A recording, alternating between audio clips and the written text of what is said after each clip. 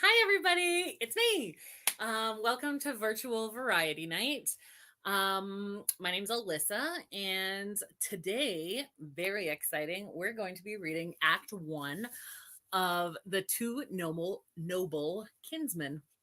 But first, your everybody's favorite moment, if I can find it, the theme song. We need a theme song, so could you please send me a theme song? 'Cause we don't really have a theme song, and we could really use a theme song.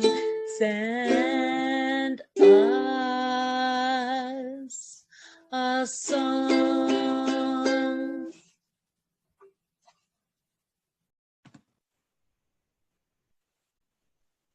I welcome you wherever you may sit from my home that sits on Treaty 8 land, the traditional and ancestral territory of the Cree and Dene. This territory is home to the Métis settlements and the Métis Nation of Alberta within the historical Northwest Métis homeland. I thank the many First Nations, Métis, and Inuit who have lived in and cared for these lands for generations. Tremendously grateful for the traditional knowledge keepers and elders who are still with us today and those who have gone before us. I make this acknowledgement as an act of reconciliation and gratitude to those whose territory I reside on. Okay, so I'm really excited to have with me a few readers. I would like to introduce them to you. I'm just trying to figure something out. Um, One second.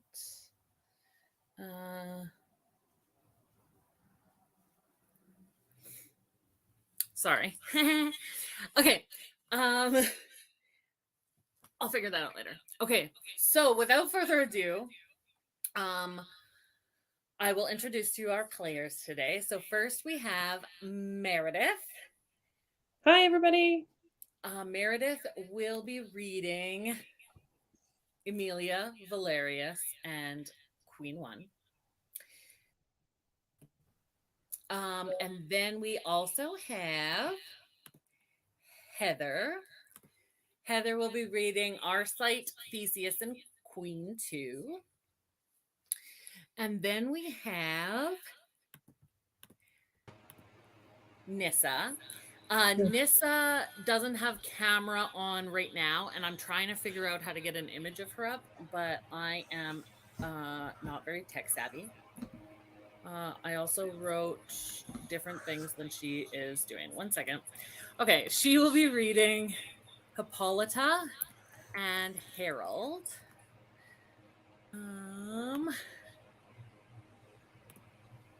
There we go. And then there is me, Alyssa, who will be reading Palamon, Prologue, and Queen 3. So I will get us started with the prologue, and then we will go from there.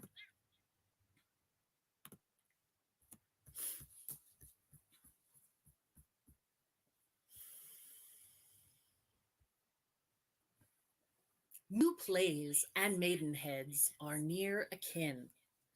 Much followed both, for both much money gin.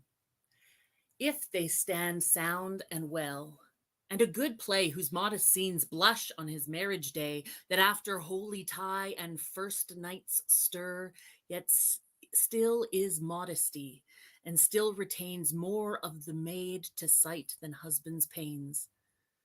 We pray our play may be so, for I am sure it has a noble breeder and a pure, a learned, and a poet never went, more famous yet twixt Poe and Silver Trent. Chaucer, of all admired the story gives, there constant to eternity it lives. Of we let fall the nobleness of this, and the first sound this child hears be a hiss, Now will it shake the bones of that good man, and make him cry from under the ground, "Oh, fan me from the witless chaff of such a writer, that blasts my bays and my famed works make slighter than Robin Hood?"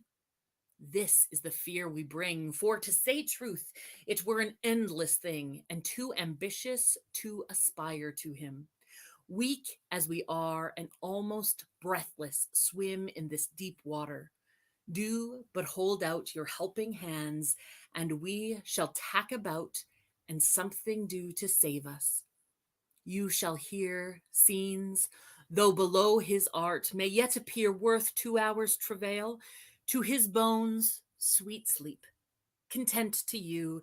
If this play do not keep a little dull time from us, we perceive our losses fall so thick, we must needs leave.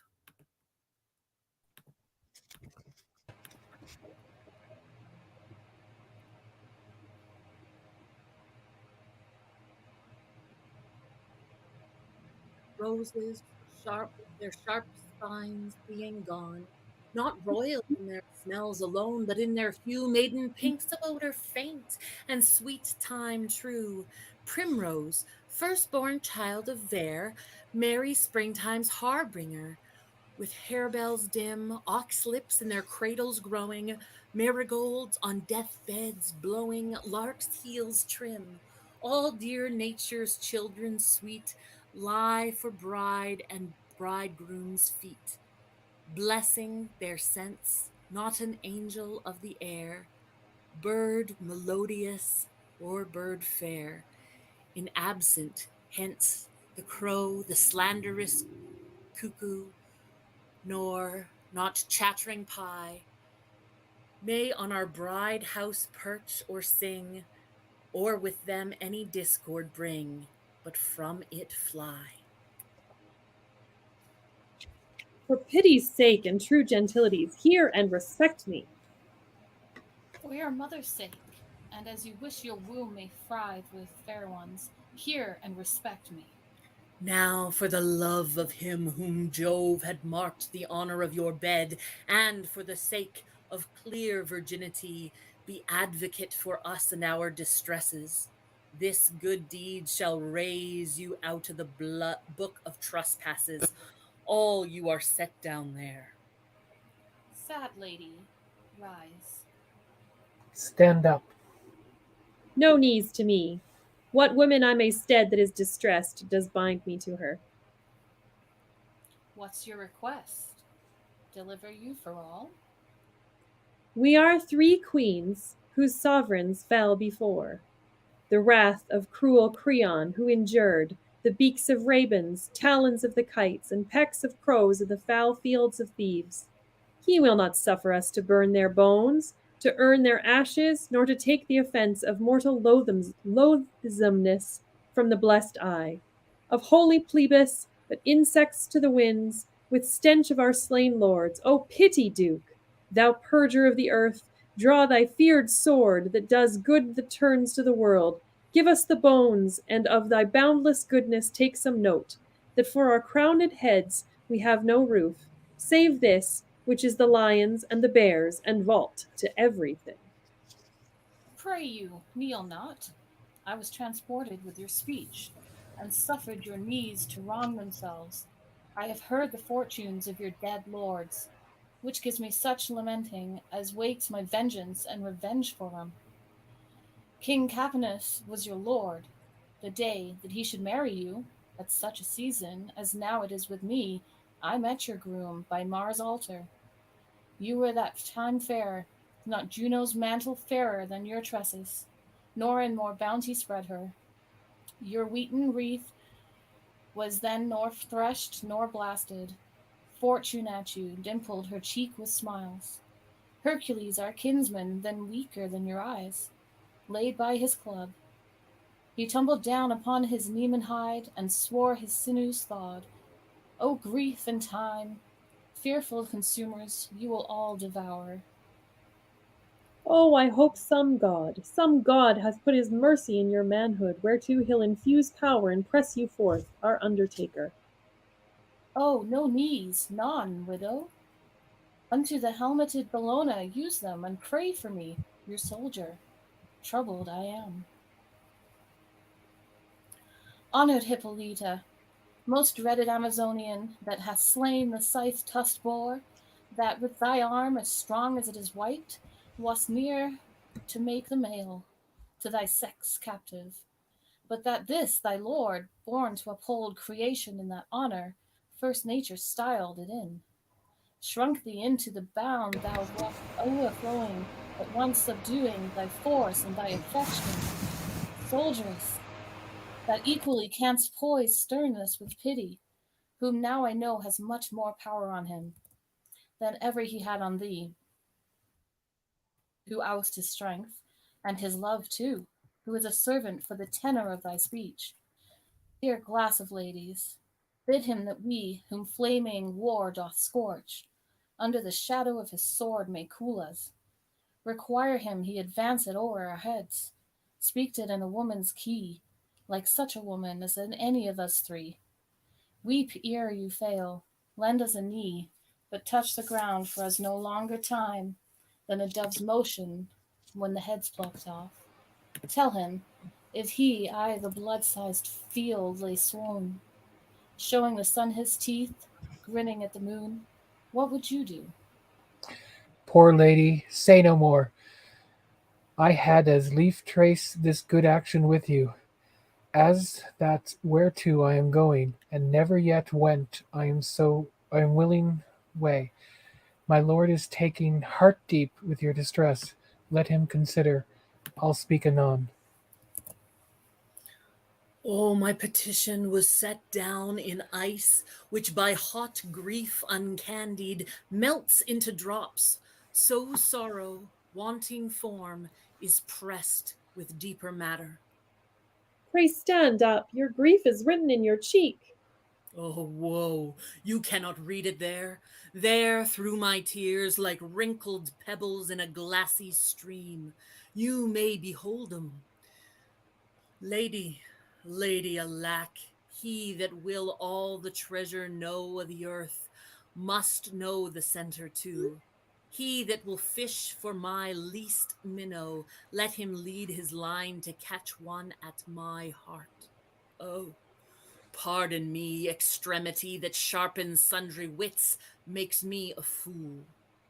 Pray you, say nothing. Pray you, who cannot feel nor see the rain, being in't, knows neither wet nor dry.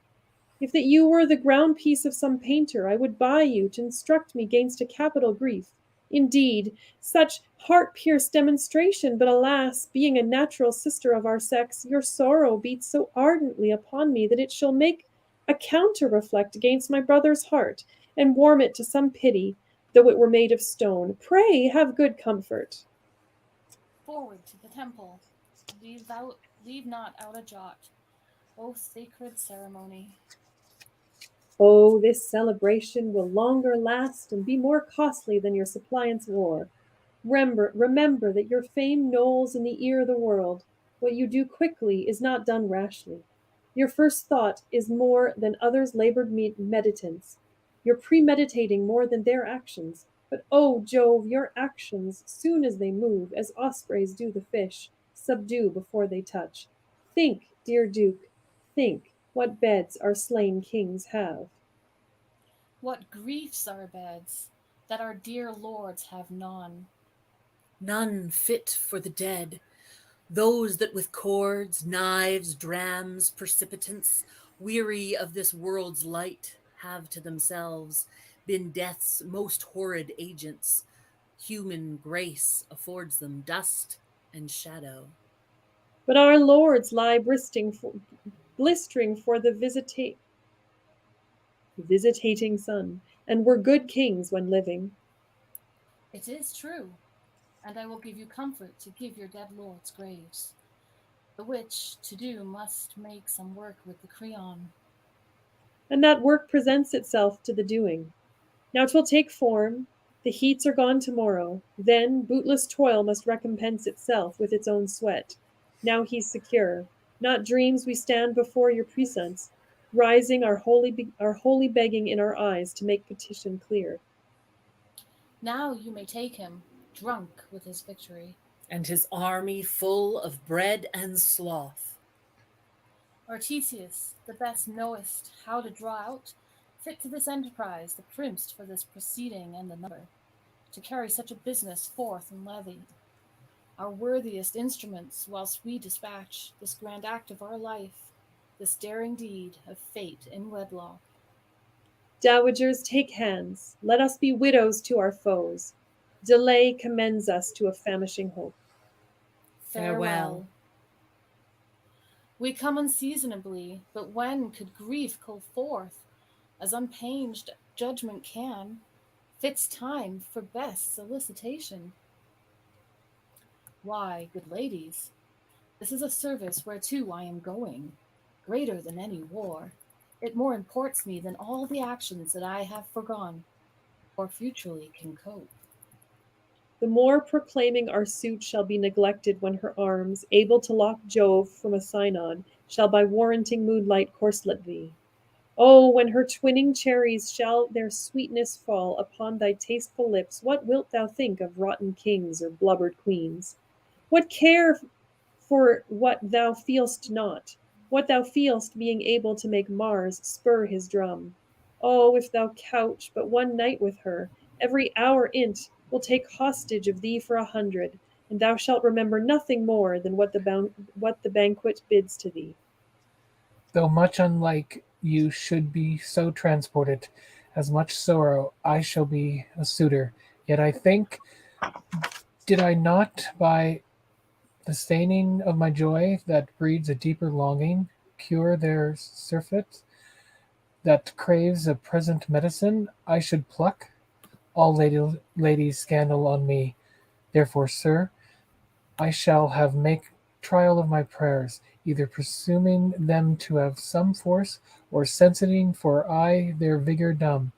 Prorogue the business we are about, and hang the shield afore your heart, about that neck, which is my fee, and which I freely lend to those poor queens' service. Oh, Oh, help help now! now! Our Our cause cause cries cries for your Your knee. knee. If you grant not my sister her petition in that force, with that celerity and nature which she makes it in, from henceforth I shall not dare to ask you anything, nor be so hardy ever to take a husband. Pray stand up. I am treating of myself to do that which you kneel to have me. Perithous, lead on the bride. Get you and pray the gods for success in return. Omit not anything in the pretended celebration. Queens, follow your soldier. As before, hence you, and at the banks of Aulis meet us with the forces you can raise, where we shall find the moiety of a number for our business, more bigger looked. Since that our theme is haste, I stamp this kiss upon thy current lip. Sweet, keep it as my token. Set you forward, for I will see you gone. Farewell, my beauteous sister. Perithous, keep the feast full. Bait not an hour on't. Sir, I'll follow you at heels. The feast solemnity shall want till your return. Cousin, I charge you, budge not from Athens. We shall be returning. Here you can end this feast, of which I pray you make no abatement. Once more, farewell all. Thus dost thou still make good the tongue of the world. And earnest a deity equal with Mars. If not above him, for thou, being but mortal, mak'st affections bend to godlike honors. They themselves, some say, groan under such a mastery. As we are men, thus should we do. Being centrally subdued, we lose our human title. Good cheer, ladies. Now turn we towards your comforts. Dear Palamon, dearer in love than blood, and our prime cousin, yet unhardened in the crimes of nature, let us leave the city, Thebes, and the temptings in't, before we further sully our gloss of youth. And here to keep in abstinence we shame as in incontinence, for not to swim if they aid oath's current were almost to sink. at least to frustrate striving, and to follow the common stream twould bring us to an eddy where should turn or drown, if labour through our gain but life and weakness. Your advice is cried up with example. What strange ruins since first we went to school may we perceive walking in Thebes? Scars and bare weeds, the gain of the martialist who did propound his bold ends, honor and golden ingots, which, though he won, he had not, and now flirted by peace for whom he fought. Who then shall offer to Mars's so scorned altar? I do bleed. When such I meet and wish great Juno would resume her ancient fit of jealousy to get the soldier work, that peace might purge for her repletion and retain anew her charitable heart, and now and harsher than strife or war could be. Are you not out? Meet you no ruin but the soldier in the cranks and turns of Thebes. You did begin as if you met decays of many kinds. Perceive you none that do arouse your pity, but th' unconsidered soldier. Yet I pity decays where I find them, but such most that, sweating in an honorable toil, are paid with ice to cool 'em. 'Tis not this I did begin to speak of. This is virtue, of no respect in Thebes. I spake of Thebes, how dangerous.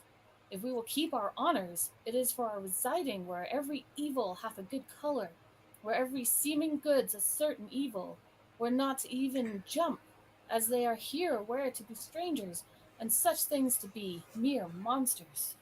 'Tis in our power, unless we fear that apes can tutors to be masters of our manners.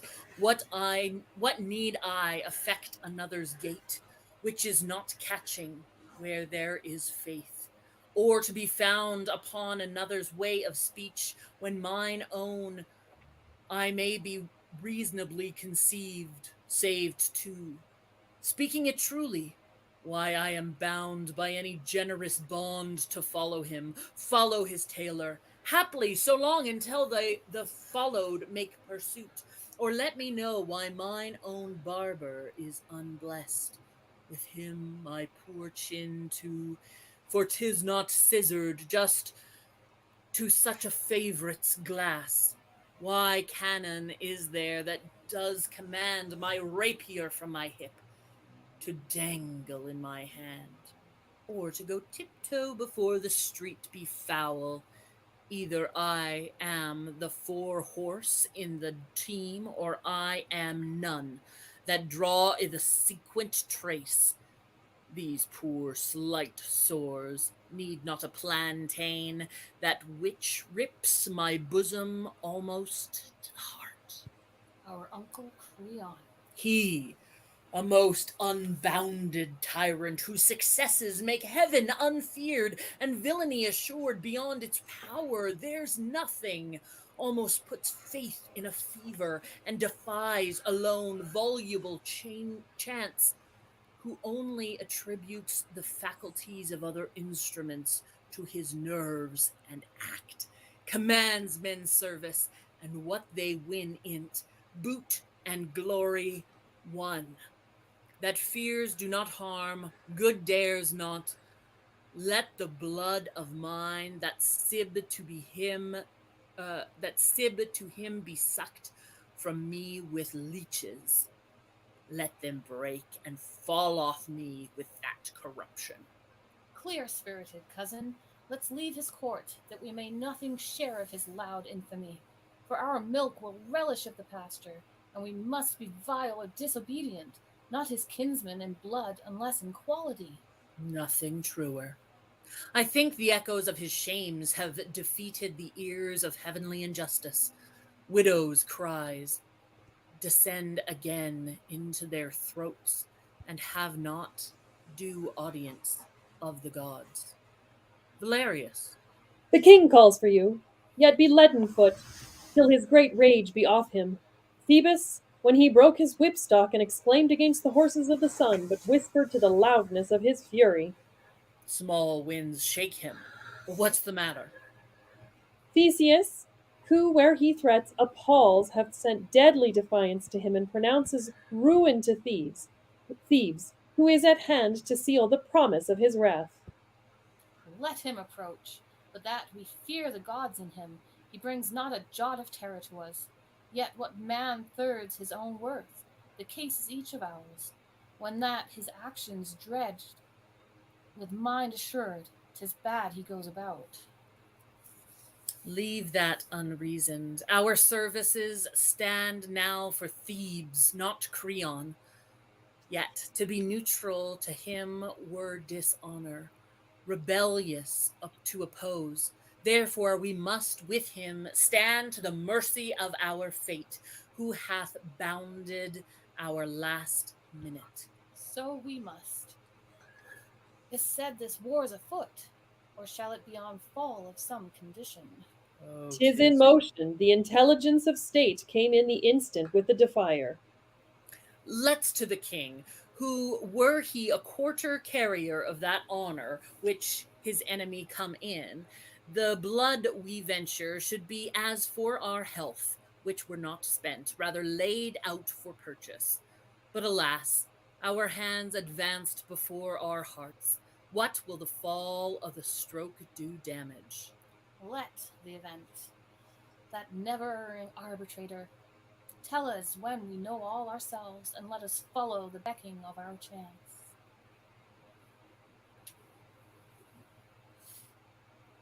No further. Sir, farewell. Repeat my wishes to our great lord, of whose success I dare not make any timorous question. Yet I wish him excess and overflow of power, ain't might be, to dur ill-dealing fortune. Speed to him, store never hurts good governors.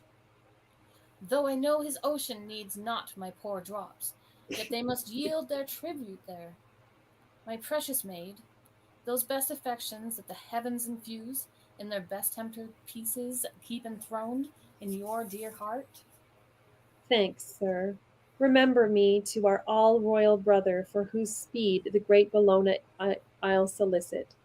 And since in our terrene state petitions are not without gifts understood, I'll offer to her what I shall be advised she likes. Our hearts are in his army, in his tent. In bosoms we have been soldiers, and we cannot weep. When our friends don their helms, or put to sea, or tell of babes broached on the lance, or women, they have sawed their infants in and after eat them, the brine they wept at killing them. Then if you stay to see of such spinsters, we should hold you here forever. Peace be to you as I pursue this war, which shall be then beyond further requiring. How his longing follows his friend! Since his depart, his sport, through craving seriousness and skill, passed slightly his careless execution, where nor gain made him regard or loss consider. But playing one business in his hand, another directing in his head, his mind nurse equal these to these so differing twins. Have you observed him since our great lord departed? With much labor, and I did love him forth. The two have combined in many as dangerous as poor a corner, peril and want contending. They have skiffed torrents whose roaring tyranny and power, if I've least of those was dreadful, and they have fought out together where death's self was lodged. Yet fate hath brought them off. Their knot of love, tied, weaved, entangled with so true, so long, and with a finger of so deep a cunning, may be outworn, never undone. I think Theseus cannot be umpire to himself, cleaving his conscience into twain and doing each side like justice, which he loves best. Doubtless there is a best, and reason has no manners, so say it is not you. I was acquainted once with a time when I enjoyed a playfellow. You were at wars when she the grave enriched, who made too proud the bed, took leave of the moon, which then looked pale at parting. when our count was each 11. 'Twas Falvina. Yes, you talk of Prometheus and Theseus's love. Theirs has more ground, is more maturely seasoned, more buckled with strong judgment, and their needs the one of the other may be said to water their entangled roots of love.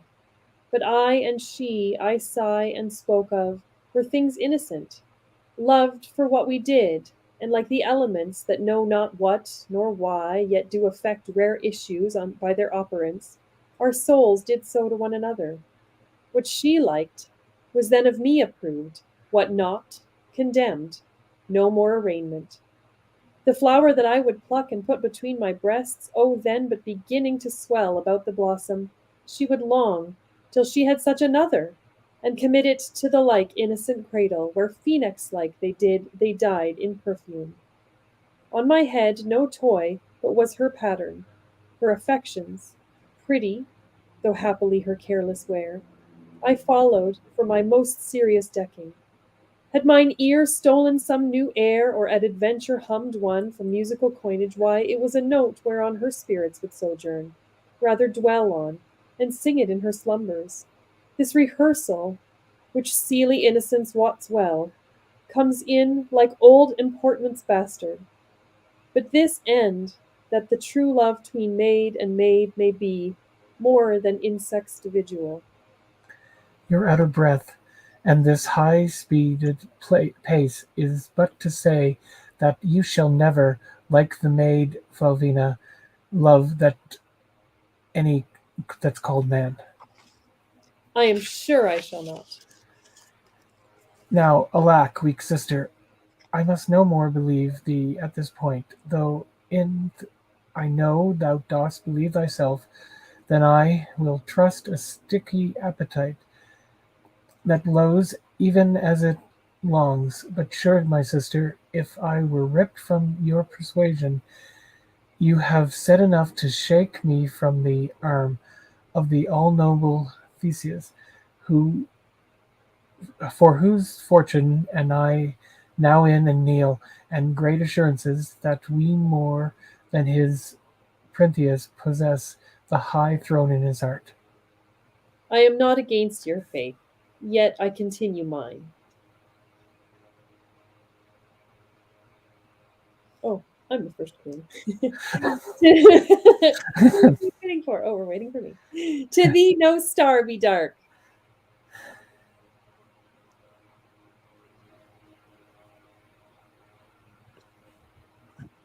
You're muted. You're muted, Alyssa.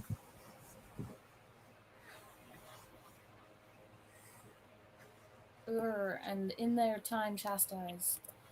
Go and find out the bones of your dead lords, and honor them with treble ceremony. Rather than a gap should be in their dear rights, we wouldn't supply it. But those we will depute which shall invest you in your dignities, and even each thing our haste does leave imperfect. So adieu, and heaven's good eyes look on you. What are those? Men of great quality, as may be judged by their appointment. Some of thieves have told they are sisters' children, nephews to the king. By the helm of Mars I saw them in the war, like to a pair of lions smeared with prey, make lanes in troops aghast. I fixed my note constantly on them, for they were a mark, worth a god's view. What prisoner was that told me when I inquired their names? Believe they're called Arcite and Palamon. 'Tis right, those. They are not dead? Nor in a state of life. Had they been taken with their last hurts were given, 'twas possible they might have been recovered. Yet they breathe, and have the name of men. Then like men use 'em. The very lease of such millions of rates exceed the wine of others. All our surgeons convent in their behoof, our richest balms, rather than niggard waste. Their lives concern us much more than Thebes is worth. Rather than have 'em freed of this plight and in their mourning state, sound and at liberty, I would 'em dead. But 40,000-fold we had rather have 'em prisoners to us than death. Bear him speedily from our kind heir to them unkind, and minister what man to man may do. For our sake, more, since I have known frights, fury, friends' behests, love's provocations, zeal, a mistress's task, desire of liberty, a fever, madness, have set a mark which nature could not reach to without some imposition. Sickness in will o'er wrestling strength and reason. For our love and great Apollo's mercy, all our best their best skill tender, lead into the city, where having bound things scattered, we will post to Athens for our army. Urns and odors bring away, vapors, sighs darken the day. Our dole more deadly looks than dying balms and gums and heavy cheers, sacred vessel vials filled with tears, and clamors through the wild air flying, come all sad and solemn shows that are quick-eyed pleasure's foes. We convent naught else but woes, we convent naught else but woe. This funeral path brings to your household's grave joy seize on you again, peace sleep with him. And this to yours. Yours this way. Heavens lend 1,000 differing ways to one sure end. This world's a city full of straying sheets, and death's the marketplace where each one meets. Yay! Thank you very much, everybody. So that was Act 1 of The Two Noble Kinsmen. I'm just going to, this is Nissa. Thank you very much, Nissa. I don't know how else to do it, but to just put you right in the middle and cover Meredith completely. So that was very, very lovely, ladies. Thank you very much, Meredith, Heather, Nissa, and join me, Alyssa, next week for Virtual Variety Night. Not sure what we're doing. I think it's going to be poetry next week. Yeah, it'll be a poetry cafe. So if you would like to write some poetry and join me in a little poetry reading, please email virtualvarietynight at gmail.com. And tune in next week at our new time on Friday, every Friday at 8 p.m. And see you next week. Bye-bye.